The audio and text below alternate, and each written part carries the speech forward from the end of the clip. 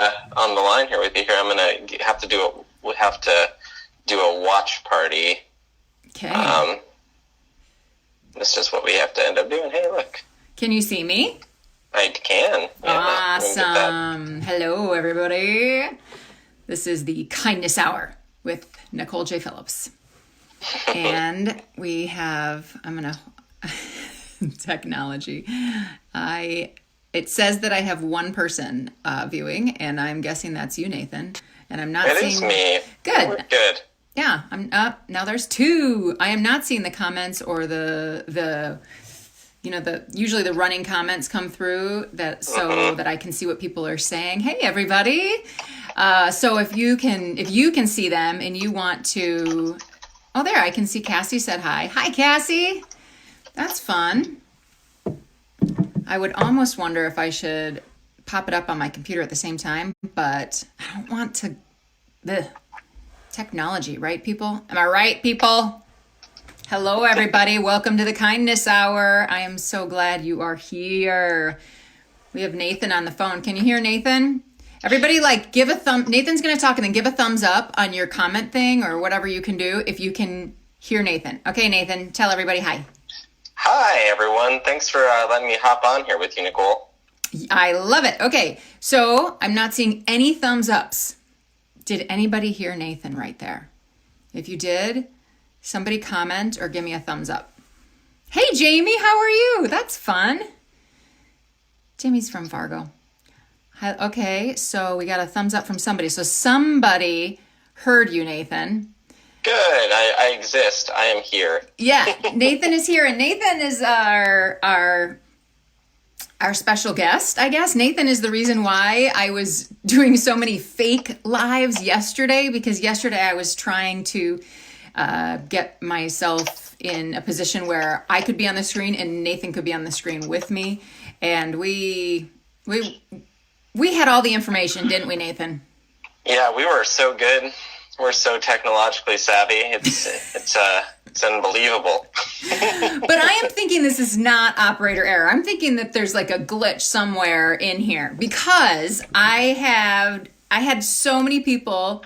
Oh, Jennifer says she can hear me and hear Nathan. Okay, thank you, Jennifer. Awesome. Jennifer, by the way, was Miss Minnesota in 1997, competed in the Miss America 1998 pageant. So that's pretty fun.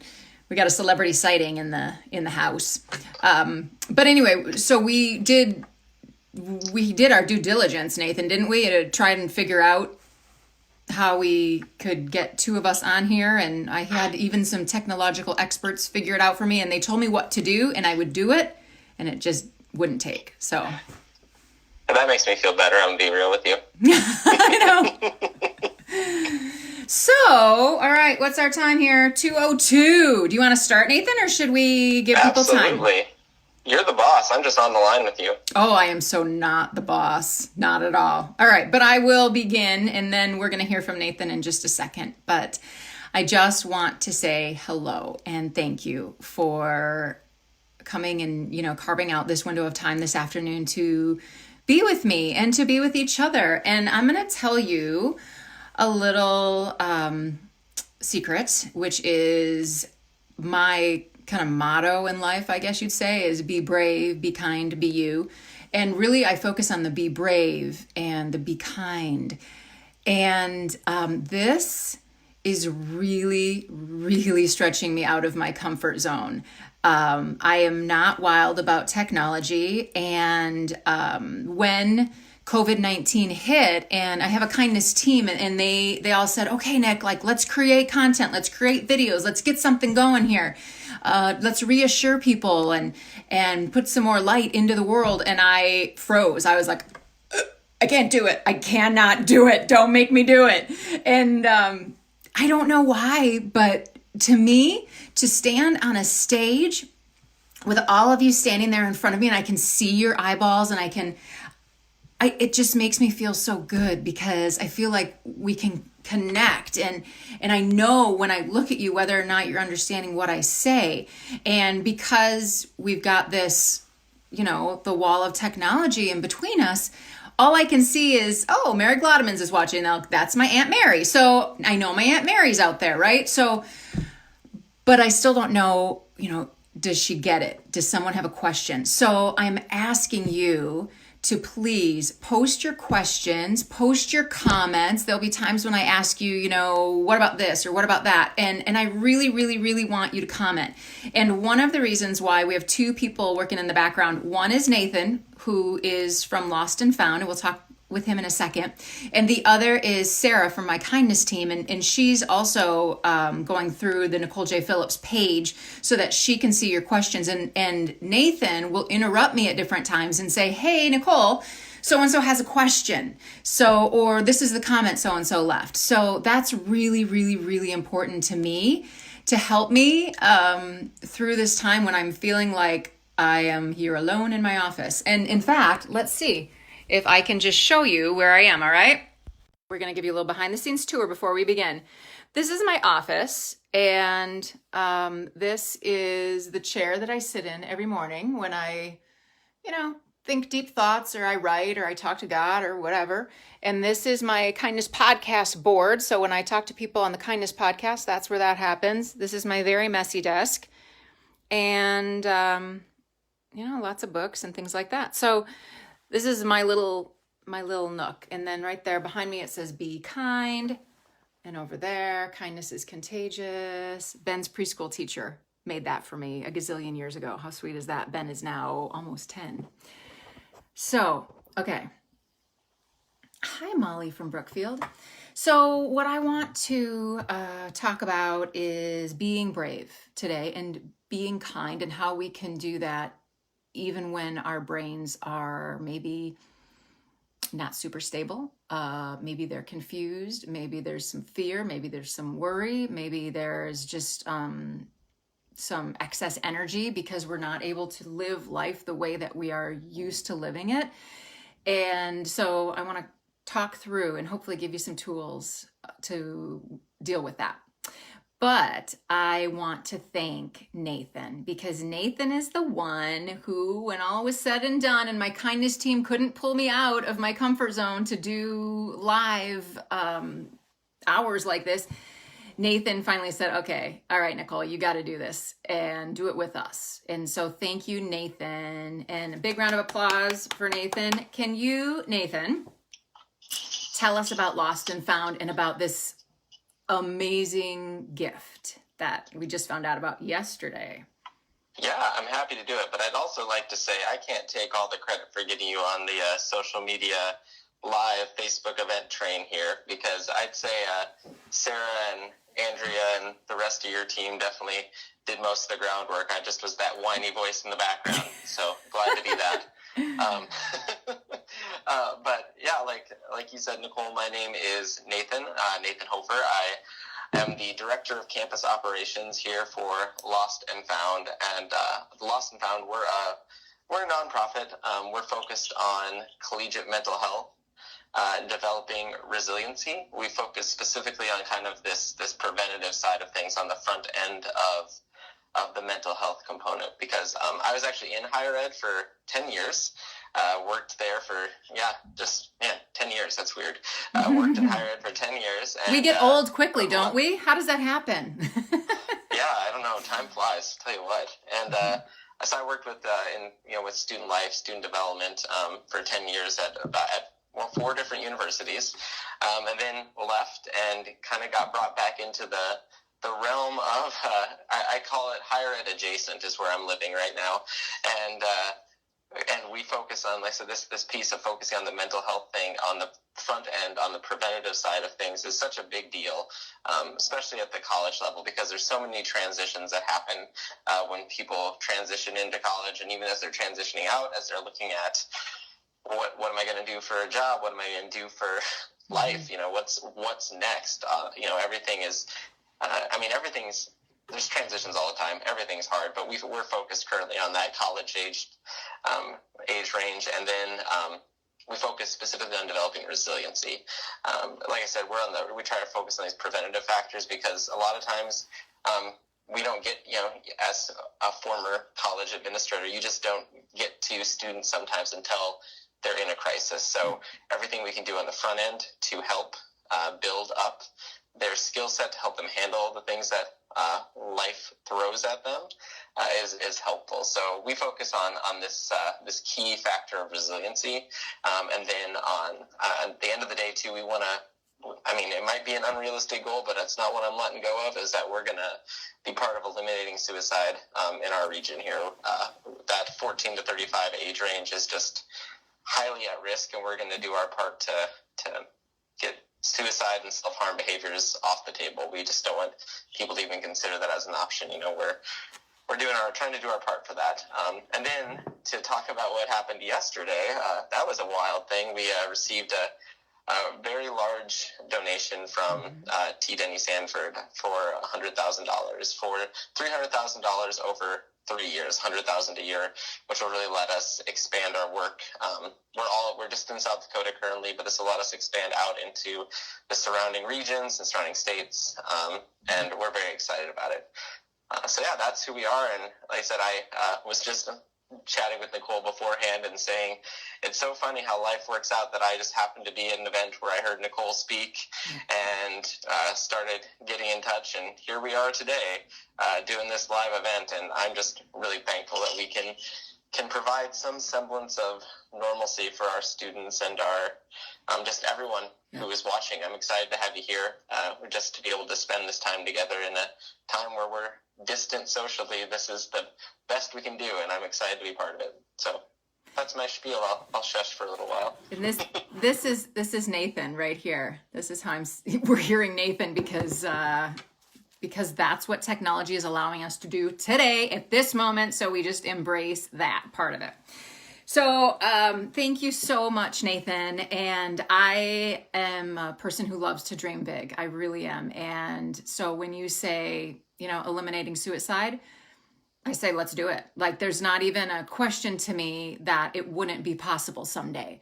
Right. And so I love being with a group of people who also dream big and, shoot. What do they say? Shoot for the moon and you'll land among the stars. I don't know.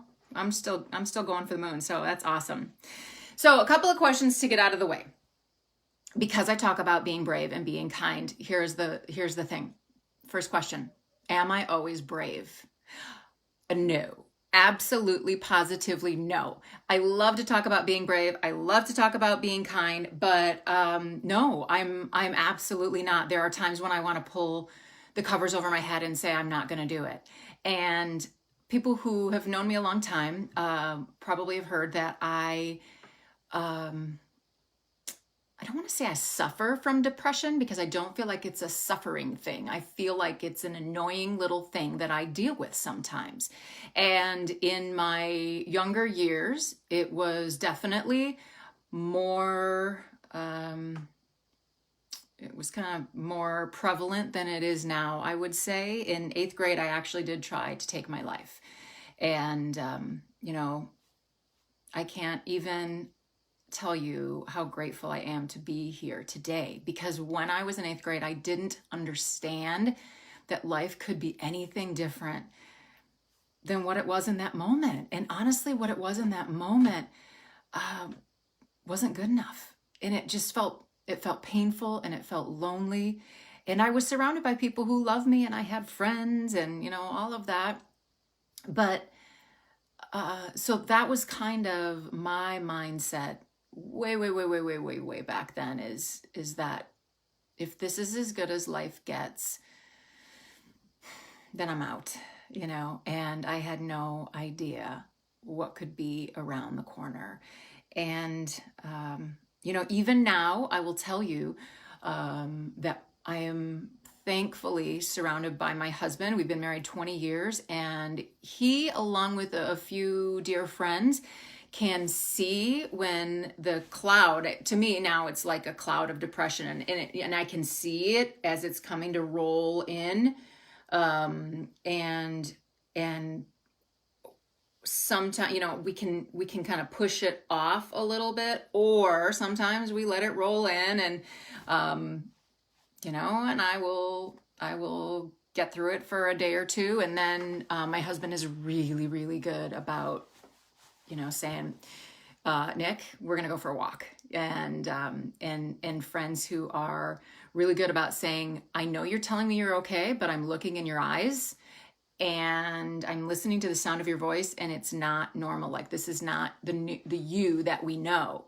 And so maybe you have people in your life who you can just tell that maybe something is not right.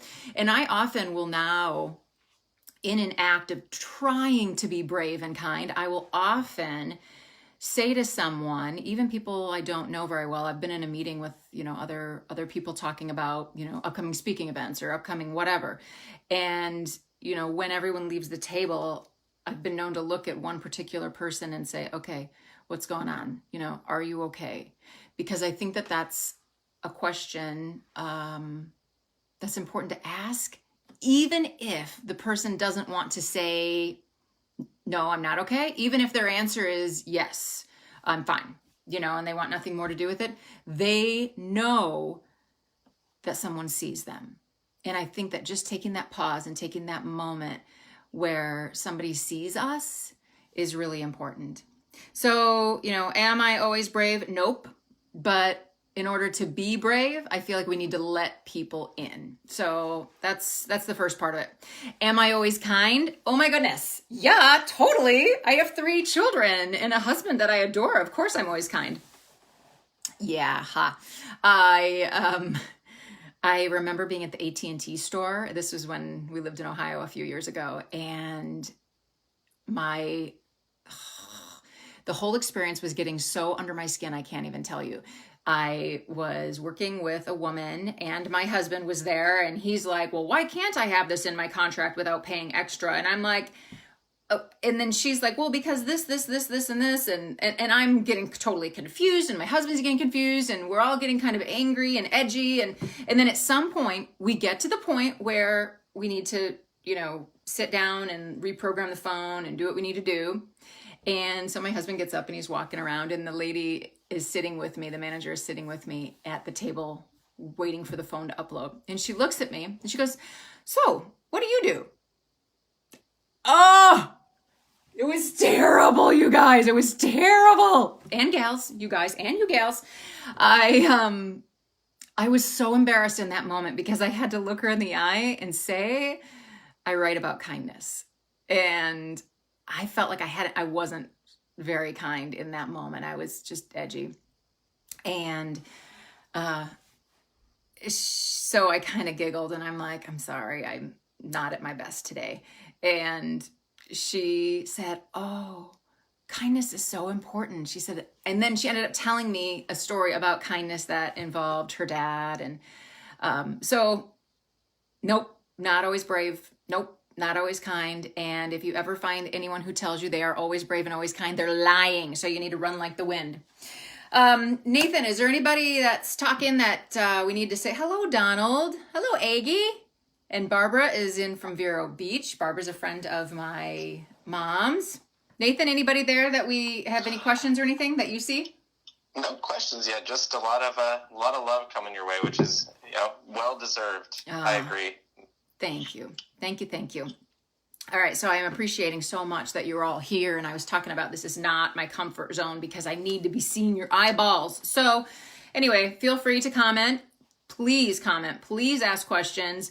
Throw a thumbs up or a thumbs down or whatever you feel when you feel it, because Nathan is here to look at those questions as well. So what I want to talk about today is, number 1, what are you thinking about? Number 2, we're going to talk about the black dot and the power of the black dot. And 3, we're going to talk about how to retrain your brain. Then, if you're all still awake and you want to continue to hear things and not everyone has left, then we will talk about what to do if somebody offends you. So this is the first of the 3-part series. This is called, Shifting Your Perspective. It's about the black dot. Next week, we're going to talk about scientific proof and using kindness as a form of therapy and where science stands behind that. And then the third week, the week after that, we're going to talk about, we called it Just Smile, how one act of kindness can change someone's day. But really, we're going to be talking about how to draw more kindness into your life, because you can become a magnet for kindness, and it's awesome. Okay, so we're going to start with what are you thinking about? Now, this is where I need your interaction.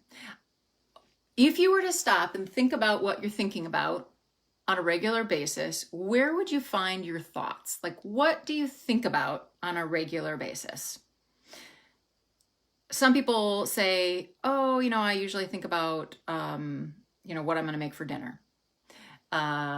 Some people think about, well, I think about money, and do we have money for this? Or what are we going to do if we don't have enough money? And this is a really tricky thing right now, especially because the economy is so wackadoodle, right? It's nobody knows what's going to happen. So I'm Nathan, do you see, is anybody posting what they think about when they think about something? I haven't seen anything yet. Come on, people. Someone just said, Vicky just said, what I'm going to eat next. And Vicky, I understand that. That's always my thought personally, but. Right, Nathan? And what do you usually choose when you think about what you're going to eat next? I don't know, whatever's closest. For me, it depends on the time of the day. If it's after 6 p.m., I am thinking about how I can get my hands on some ice cream. So, Vicky, I'm with you. Donald Carter says, what am I doing to contribute to the people around me? Beautiful, Donald. Yep. Linda, I can see you said, what I'm going to do next. So sometimes when we're in the middle of this, isolation, the quarantining, it's, what am I going to do next is, I don't know. But when we're out of quarantine, sometimes it's, I've got to go pick up my, I got to go pick up groceries, and I got to go pick up kids, and I got to go to a game, and I got to whatever. What else are you seeing there, Nathan? Getting through the loss of my third son recently in this crazy time from Judy, and that's hard. I can't even wrap my head around that. Mm-hmm. Hi, Judy. Judy is one of our beloved teachers from Fargo, North Dakota. And Jordan had her as a teacher in 2nd grade. And Jordan must be the Black Widow child, because every time Jordan had to teach her, they retired. And so right after Jordan was in Judy's class, Judy retired. But that sometimes there are no words for anything. There just aren't. And that's tough. I'm asking for those of you, I see somebody says, life is a gift, so am I using it wisely? How to be a better role model for my kids. So I'm asking, what do you find yourself thinking about? Getting back to the me that was me before menopause, the thought of losing my mother. So we can take all of the thoughts in all of our brains and we can throw them into a pile, and then we can pick them out, and I think we can put them into 3 separate piles. And those 3 separate piles would be the hurry, the worry, and the jury. And sometimes you might find yourself gravitating in or living in one pile more than the other. But the hurry would be, what am I going to do next? Who needs to be where, when?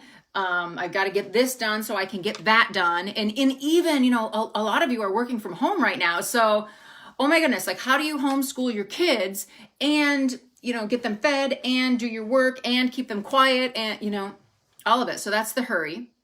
And then we get to the worry, which can be, the thought of losing your mother, Jan, is, it's the worry. It's the what's going to come next. And Tanya's with us. And I would even say, Tanya, you said life's a gift. Am I using it wisely? Well, sometimes we can use those sort of questions to prompt us into action, but sometimes we can use those as a form of worry.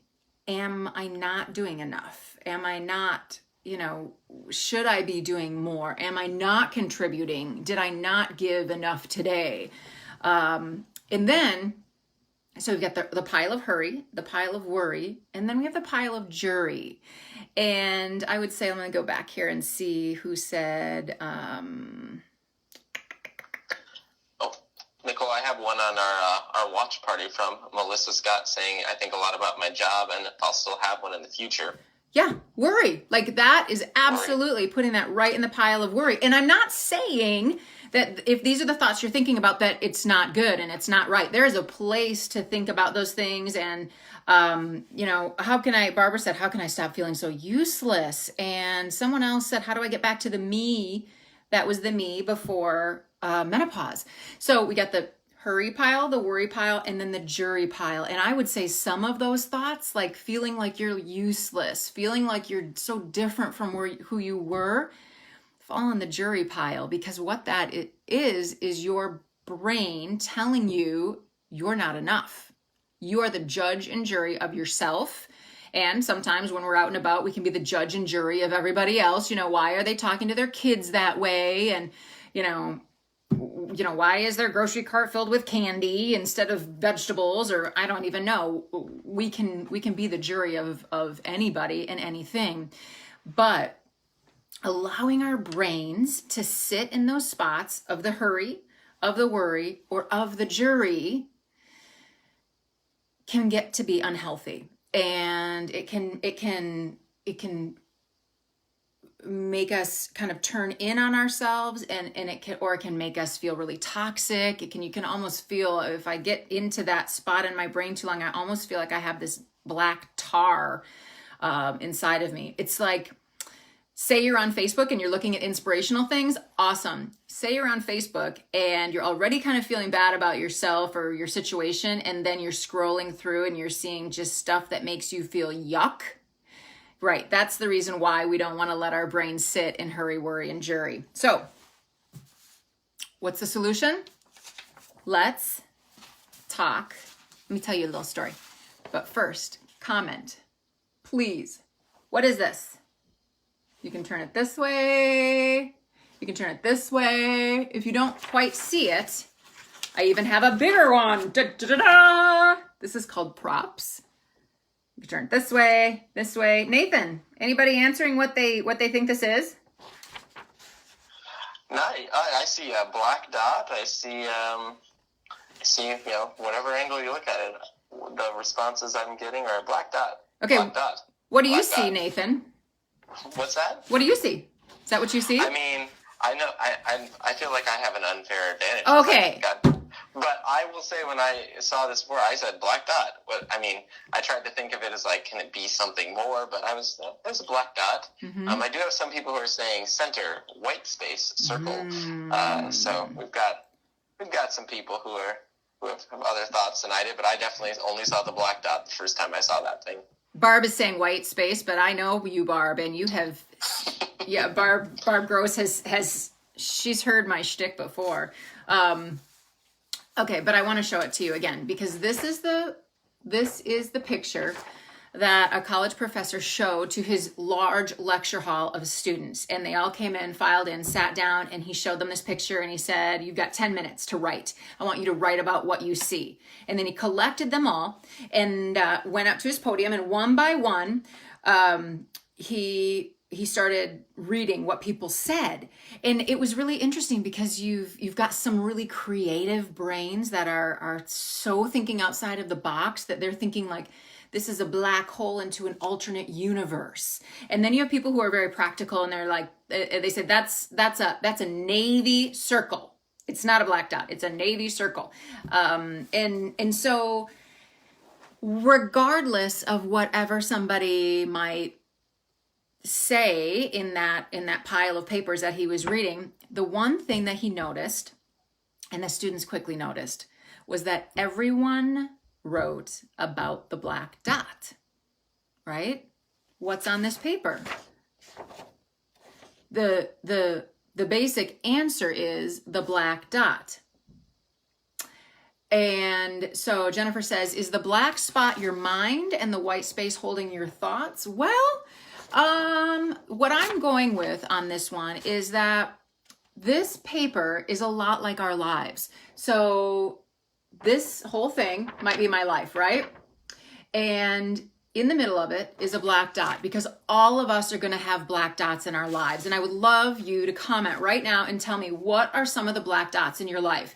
Judy, you lost your son. This is a massive black dot. Grief, death. That is a black dot in our lives. What else? You got any for me, Nathan? Not seeing any popping up on my end yet, but I'm guessing they're coming here yet. What about you, Nathan? What are some of the black dots that in your life or that you've seen in some of the college students' lives that you work with? Oh gosh, that is.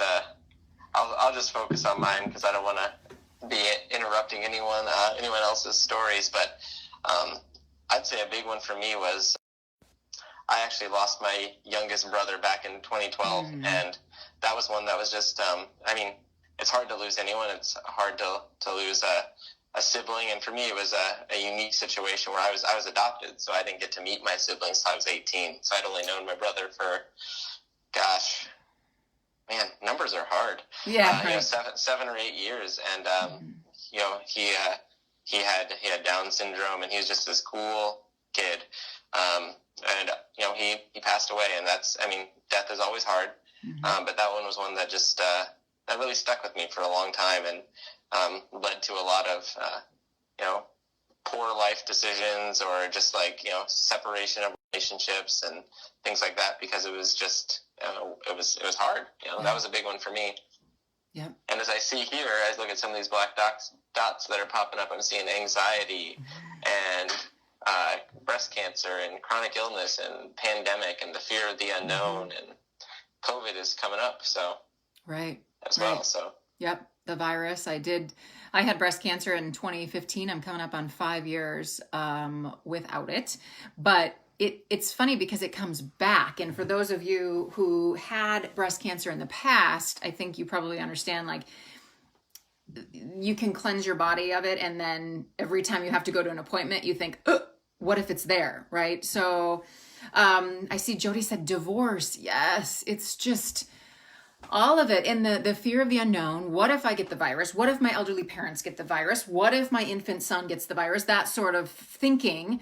It goes back to that hurry, worry, jury that we talk about. And most of those things, most of those black dots fall into the worry. But the reality is, like, this black dot exists on the page. And you could put a whole bunch of little black dots on there, or one big black dot. But the thing is, I believe that what you look for is really what you're going to see. So the black dot exists on the page, and that is all of those things that you all are commenting that are just why does this have to happen in life? But what else is on the page? Look I can even move it off so you can only see that white space, right? It's the white space. And so what lives in your white space? Please comment. Let me know what lives in your white space. I can tell you what lives in my white space. I love to read, and I love to write. I love kindness stories. And I know for me to be healthy every day, the white space needs to include reading, writing, moving, like exercise, and then to be emotionally moved by something to maintain compassion or gratitude for someone else. So that's what's in my white space. But, white space can be, Cassie says her children are her white space. And Cassie, you mentioned breast cancer is your black dot. And isn't it interesting that they exist simultaneously? Just because you have the black dot doesn't mean the white space isn't there, and vice versa, right? And Judy says hope lives in that white space. Lori Eastman, who dated my brother in high school, by the way, she says my daughters. What else, Nathan? I'm seeing talking to friends and neighbors on the phone, text, family, grandkids. Yeah. Golf for me would be a black space, Tanya. I'm sorry. It's not. I'm really good at driving the golf cart, is what I've discovered. That's my skill set when it comes to golf. Yeah, I keep hoping someday, but it hasn't come yet. Okay, Sandy says working out, human touch, hugs, and kisses, which we can't do right now. Oh, you are right. I can't wait till we can start hugging each other again. I am such a hugger. So white space is creativity. It's your gratitude. It's kindness that you see, that you act on. I would say white space right now are the bears that are hiding in the windows for the bear scavenger hunt, the sidewalk chalk, the hearts on the windows, all of those things. Sarah Tashin says cooking is her white space. And so how do we get our brain? Because if what you look for is what you see, and what you're looking at, you might notice, also often becomes bigger. The more you look at it, the more your brain is zeroed in on that, almost like you have blinders on just for that black dot, and you can't see. You lose your vision and your focus, your peripheral of the white space. So how do we live in that spot while acknowledging the black dots of living in the white space? How do we retrain our brain? All right. This is the single most important thing I have ever done for myself in my life. Are you ready for it? I rejected and I replaced. So 11 years ago, I was not in a good spot. Physically, emotionally. I had a lot of habits, primarily drinking and smoking, that were not my best yeses. And, I kind of felt like I should just be better. I should have it together more. And it was interesting because when I talk about the hurry, worry, jury, my brain at that point lived in the world of jury. And so I constantly was picking on myself. I mean, I would get out of the shower and, grab a towel and I would be like, ugh, gross. Like, what happened to you? And I remember I was listening to a podcast by a woman named Joyce Meyer. And Joyce Meyer is a Christian preacher, speaker, author. And I was listening to her, and I really honestly wasn't sure of how I felt about God at that time. I really, there just wasn't really a space in the middle of my judging and jurying for God. And I stumbled upon Joyce Meyer, and she was talking about the power of thoughts and power thoughts, and how your mind is a battlefield. And I got really interested in that, and I started to retrain my brain by rejecting those thoughts that would come into my mind. And so maybe 100, maybe 200 times a day, I'd be at the gym. I remember being downtown YMCA. The gym is in the basement. And I remember, running around the track or lifting weights, and I would see myself in the mirror and I would think, I just couldn't look at myself with love. And I just finally said, I reject that thought. I reject that thought. I had to start thinking about what I was thinking about. Thank you, Andrea Tice from my kindness team just said, thinking about what you're thinking about. Yeah. So I was thinking about what I was thinking about, and I realized that it was not good.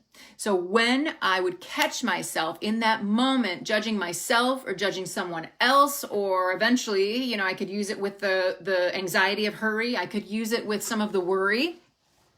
I would say, I reject that thought. That was my first thing. I reject that thought, because they kind of sift in. I reject that thought. But you can say that to yourself 1,000 times a day and not move away from the thought. You can be,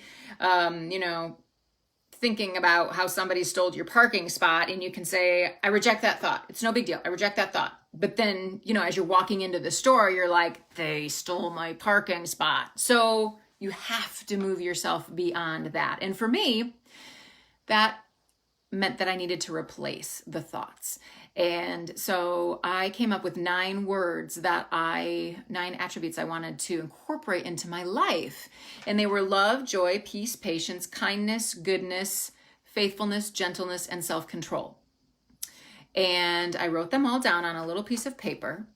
And by the way, for anyone who is interested, those are considered the fruits of the Spirit from the Bible. So it's in Galatians. And I didn't even, I did not read the Bible at that time. I probably Joyce Meyer probably had them listed somewhere in some book. So I liked them. So I wrote them down on a piece of paper. And then I would have this thought just, their thoughts can be so annoying. They just pop into your brain and you think like, why is she wearing a skirt that's so short? And then I would think about that and I'd be like, why is it your business, Nick? It is not your business. And then I'd say, I reject that thought. And then I would think to myself, love, joy, peace, patience. And I'm terrible at memorizing. And so I would eventually get to the spot where I couldn't remember the rest of them. And so I would pull that little piece of paper out of my pocket and I would go love, joy, peace, patience, kindness, goodness, faithfulness, gentleness, self-control. And once I had kind of gone through the idea of, or the motions of memorizing that, my brain had forgotten what I was thinking about before anyway. Now, here's the really, really exciting thing. And if you're wondering what those words are, Sarah Tashin, thank you. She just put them on my kindness team, you guys and gals. Sarah put the fruit of the Spirit on there, and then Andrea put exactly from Galatians where it is. It's 5:22 and 23. So we reject and we replace. But the beautiful thing that happens when you reject and replace consistently is that your brain forms new pathways. Now, it can work for you or it can work against. And next week, we'll talk about the science behind kindness. And one of the things I will mention next week, I'll briefly mention right now, is the University of Wisconsin has done an enormous amount of research on anger pathways. And actually, you know what? I think it's Ohio. I think it's Ohio State. I don't know. Well, I'll have the exact thing for you next week. But basically, Dr. Brad Bushman has done more than a decade of study on anger pathways in the brain. And what he has found is that when you release your anger, when that's your go-to, that continues to be your go-to, and your brain and your body are so helpful that they help you get to that even faster. So that if you exhibit anger today in a particular situation, let's say in the car, tomorrow when you're in the car and you have that sort of situation happen again, your brain will go faster to that spot of anger because it has learned where to go to get to where you want to be. Okay? So the reverse is true as well. It definitely takes practice. Andrea says it takes a bit of practice, but it truly does work. Yeah. So my brain is so much better about not throwing so much random junky thoughts into it than it was 9 years ago in 2011. Nathan, so far, does that make sense? Absolutely.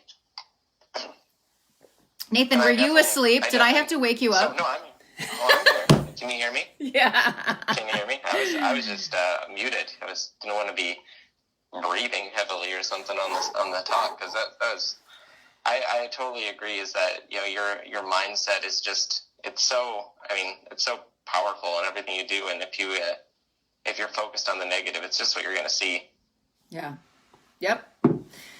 But it's so nice to know that the flip is also true. It seems like it's just human nature to automatically see that negative, but when you are really thinking about what you're thinking about and you're really intentional about rejecting those thoughts and replacing those thoughts, it's so neat to see how your brain will automatically look for the good.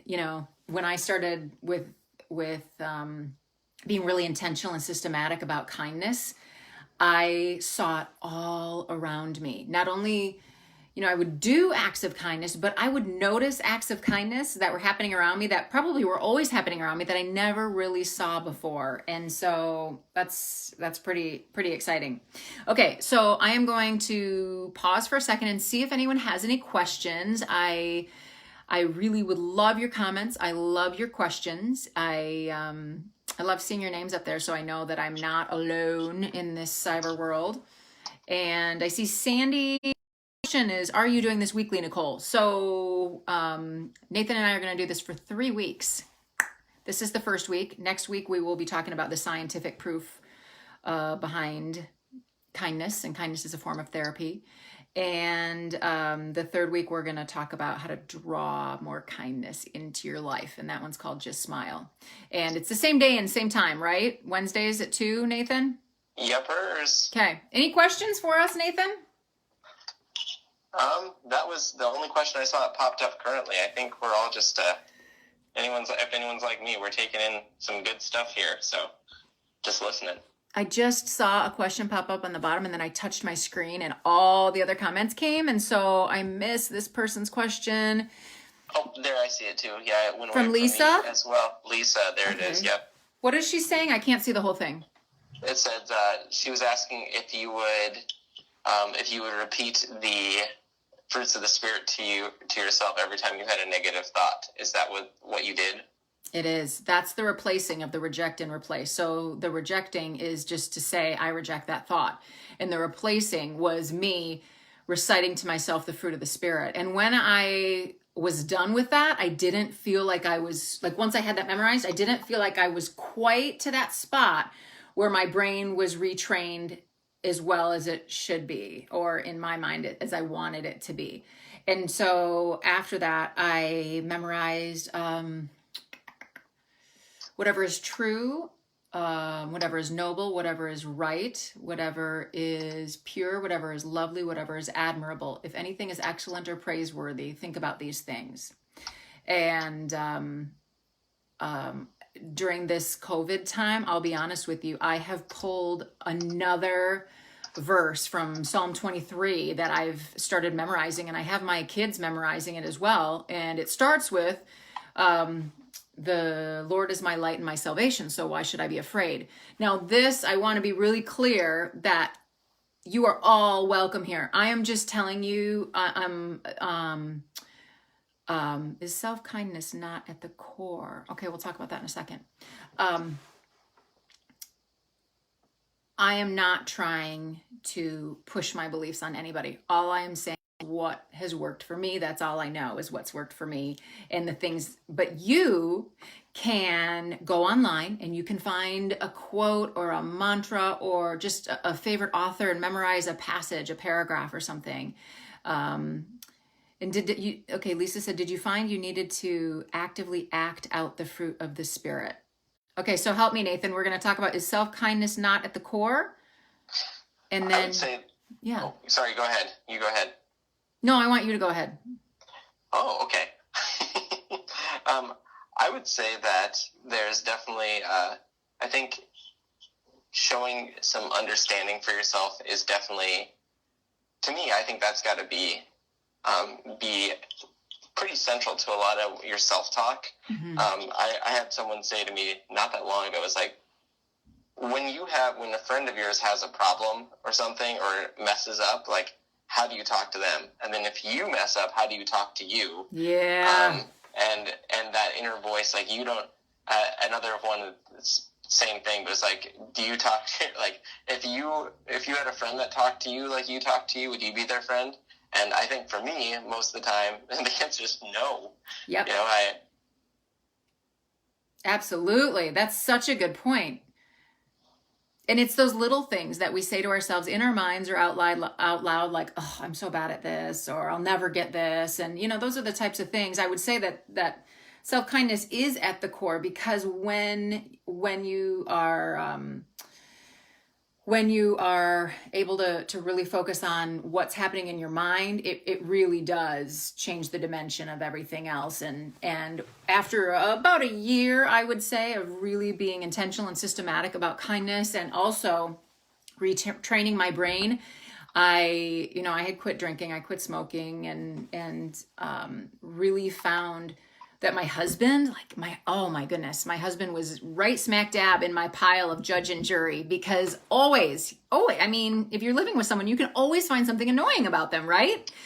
But once I decided to retrain my brain, then I found that not only was I looking at myself differently and speaking to myself differently, I was speaking to the people I love differently, and I was seeing them differently and more from a place of gratitude. So Nathan, what other comments do you have or do we have online?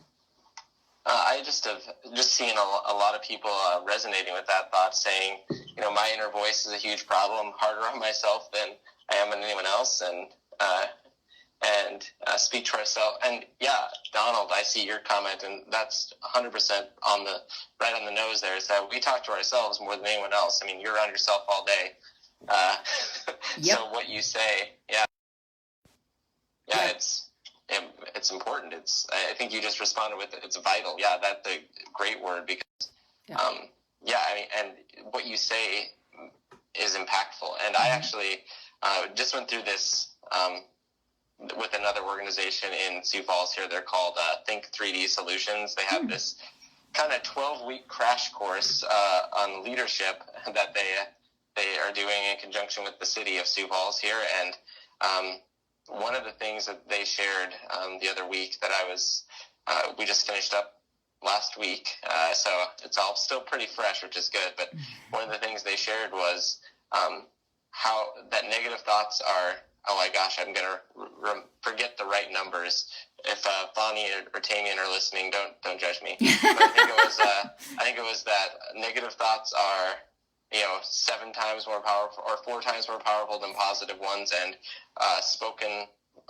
something spoken is 10 times more powerful than something thought. So sometimes if you're having those negative thoughts, and especially if you speak them out loud, that's so impactful to your self view, and so it has such a powerful impact when you are speaking them about something you're doing.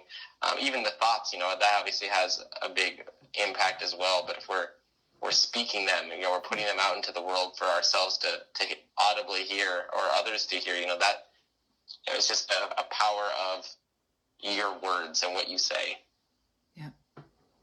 I think that if you find yourself, like I said, the single most important thing that I ever did for myself was to learn to reject and replace my thoughts. It just is a game changer. If you're finding that you have a really difficult relationship with someone you live with, or something, in this time of quarantine, and so the difficult person doesn't, you're not necessarily picking on yourself with your thoughts, but you're thinking negative thoughts about someone else, the rejecting and replacing works. But I will tell you, there is an amazing book by a woman named Shanti Feldhahn, and it's called The Kindness Challenge. And it is, it's just The Kindness Challenge, Shanti Feldhahn. If one of my kindness team members can write that down for people, that would be awesome, so they have it. But that is a relationship repair book, and it's fabulous. It's a knockout. Yep. So do we have other questions, or should I move on? I do see a couple other things. Talking about relationships, the Sandy's talking about the stress of going on with not working or being in each other's space a lot more. And Sarah had a question about how can we balance feeling good about kindness when sometimes it's because someone else is really suffering. I don't understand that. Sarah's on my kindness team. Sarah, you're going to have to rephrase that question for me. I can boss her around and be not kind to her, right? No, I'm just kidding. I love Sarah. Sarah keeps me in line, but I don't understand your question. So rewrite it again, please. And okay, so now, if you're not all asleep and you're still here, which looks like some of you are, I'd love to talk really quickly, and we can, if you come back next week or the week after and you want me to go through it again, we will, but I know that we're drawing a bit to a close, so I want to make sure that I get this at least initially started. So your homework for this next week is think about what you're thinking about, right? And then reject and replace those thoughts. But what do you do when you feel offended? Because some of us are very easily offended, and some of us, are not offended by anything.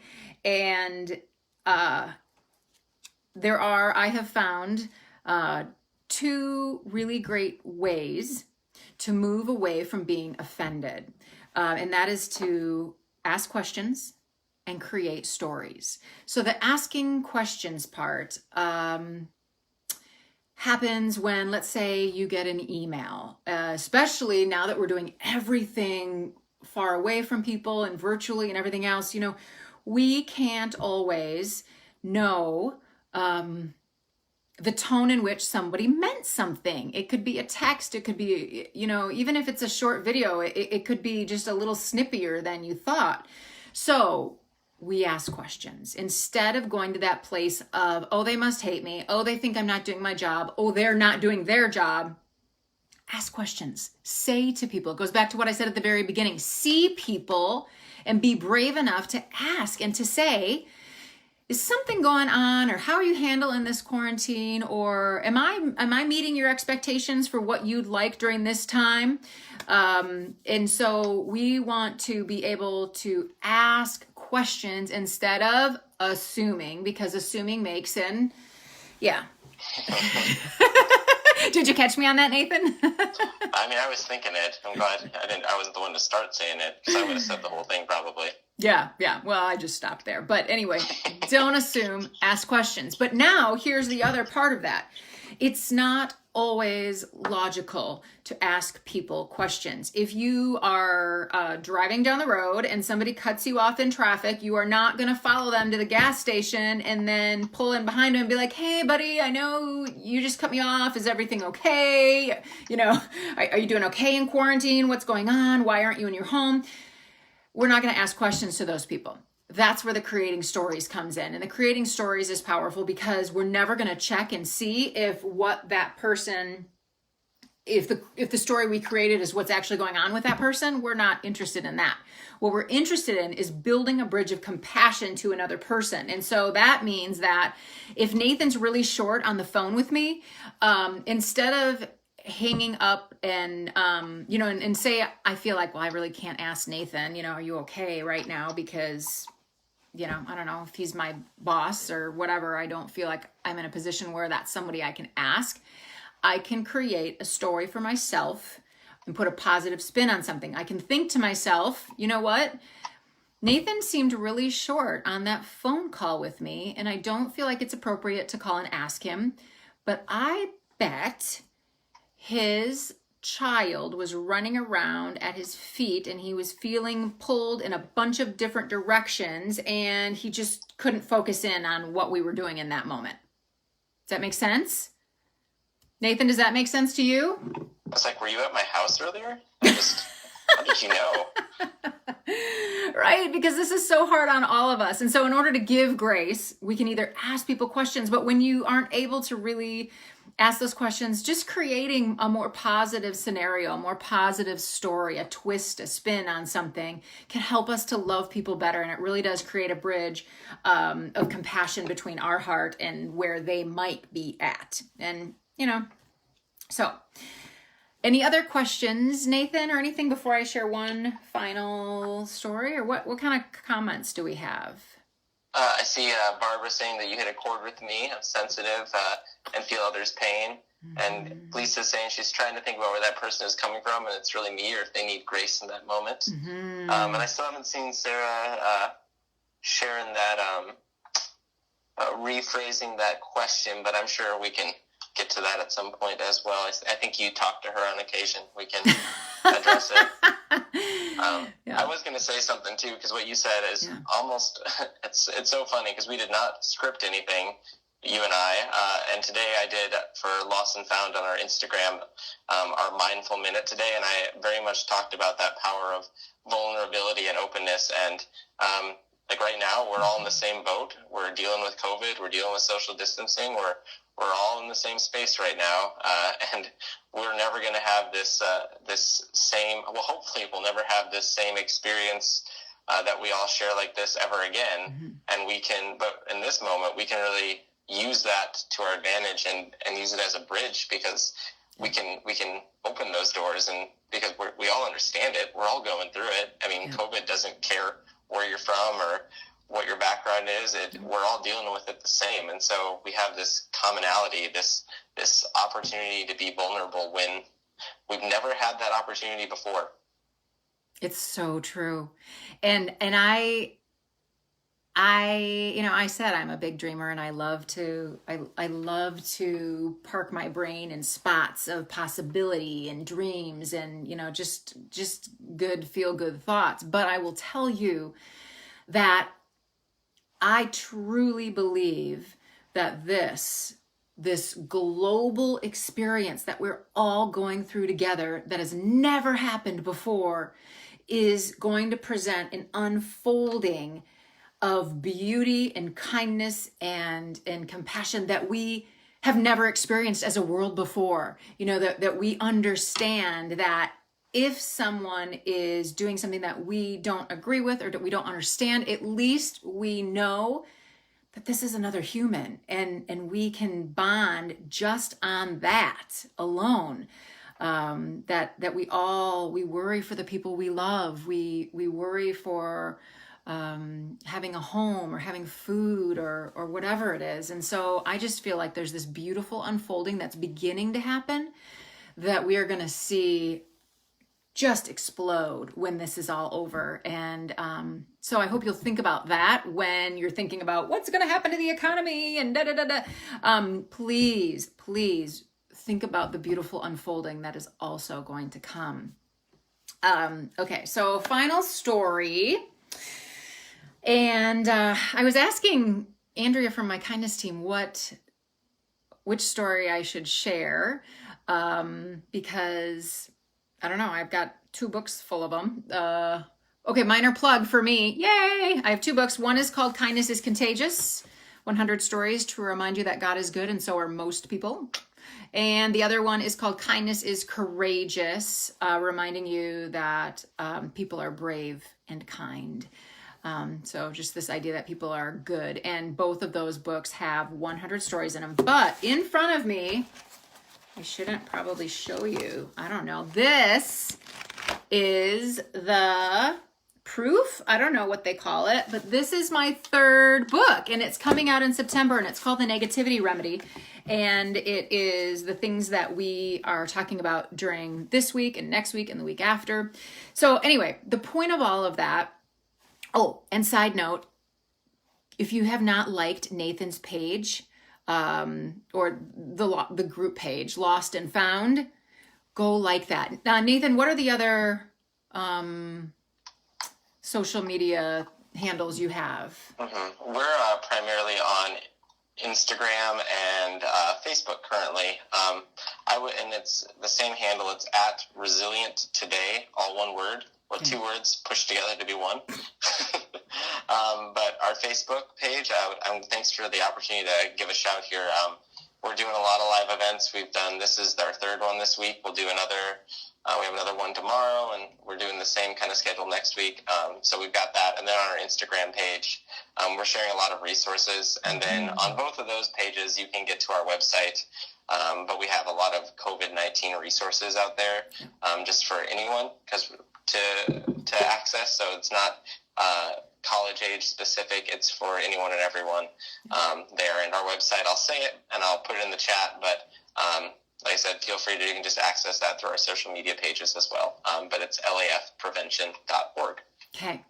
And, they're doing, Lost and Found is doing a whole series of education, like he just said, and I'm just one little tiny part of it. So, what they had yesterday, what they'll have tomorrow is not me, it's other people and other, what do you have? You have a meditation specialist, right, Nathan? And is that right? We have a group in Sioux Falls here that we've been working with. They're called Breathe and Believe. They've been doing breath work. Yeah. On Tuesdays, we have, her name's Kaya. She's a professor down at the University of South Dakota, and she did a 3-week journaling workshop. We have a yoga lumen therapy in Sioux City, and Ryan there has been doing yoga nidra. We're doing some financial services with Lutheran Social Services tomorrow and next week for students. Those are a little more student-focused. But this one tomorrow is about budgeting, and that's for anyone. That one's the student loan one, the week after one might not be as tied in, but still useful if you're dealing with student loans post-COVID. So we're trying to kind of hit a whole bunch of things. And Yeah. truly, we just have a lot of great partners who are passionate about getting back to our community. We have a couple of things coming up. One's with Envive Chiropractic. They're going to be talking about the 7 components of wellness. Then we have another speaker coming just to talk specifically about mental health and wellness named Joshua Vidal coming at the end of the month. So Awesome. we're doing what we can to be in the space because, gosh, it is tricky right now. And I think we all understand that. Yeah, absolutely. And so even though Nathan and Lost and Found is based in South Dakota, you can access these are for everyone. You can access them on Facebook, and everybody is welcome. Okay, final story. And like I said, I wasn't sure which one to choose, and then my team said, how about this one? And it's one of my very favorites because I met a man, I don't know, 7 years ago maybe, and he came in and he said, I have done a lot of work on myself, he said, as far as my mindset. And I thought, oh, this is so interesting. Like, teach me I gotta cross my legs when I tell a story here, sorry. I said, teach me what that means. And he said, well, okay. He said, I was going through a mini mall, like a strip mall, and I was driving my car one way. And there was a woman, and she was coming toward me from the opposite direction. And he said, in front of us was the drive-through for a coffee shop.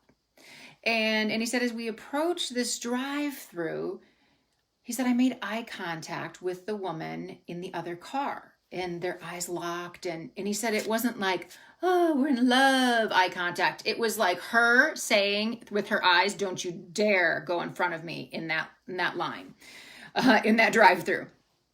So as he's seeing her facial expression, she floors it and she goes right into that drive-through. And he said, at one point that would have ruined my entire day, right? Because she just totally offended me and was so rude and started out my morning on a horrible foot. He said, but instead of thinking that, he said, I parked the car, I went into the coffee shop, and I said to the barista, I want to pay for whatever that woman is ordering through the drive-through. He said, because he wasn't even going to the drive-through. That was the funny part of the whole thing, is this woman assumed that he was going to take her spot. And he said, all I was doing was driving through just driving out of the parking lot. But he stopped. He took that 5 minutes. He took that $5 and he bought whatever she was buying, paid for whatever she was buying at the drive-through. And I said, okay, how do you get your brain to the point where you want to do that?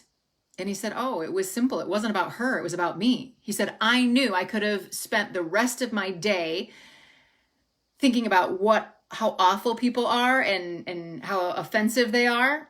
He said, or I could spend 5 minutes and $5, and the rest of the day, he said, I got to giggle to myself about how clever I am. And right, I mean, that is the absolute key, I think, to kindness and to retraining your brain is that you get to choose how you're going to react to things before they even happen to you. And then you get to sit around and giggle all day about how clever you are. So that's fun.